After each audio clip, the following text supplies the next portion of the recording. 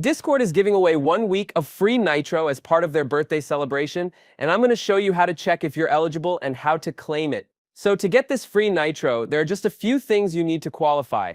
Your Discord account must be at least 30 days old. You must not have redeemed any Nitro trials or discounts in the last 3 months. You can't have any active Nitro trial at the moment. If you got that 1 day of Nitro from completing Discord quests, that doesn't count against you, so you're still eligible to receive this 1 week of Nitro. Also, you don't need to enter any credit card details to get this offer. To check if you've received the offer, log in to your Discord account. Head over to the Nitro tab. If you're eligible, you'll see a message saying 1 week of free Nitro has been activated. You'll also be able to see how many days are left over here.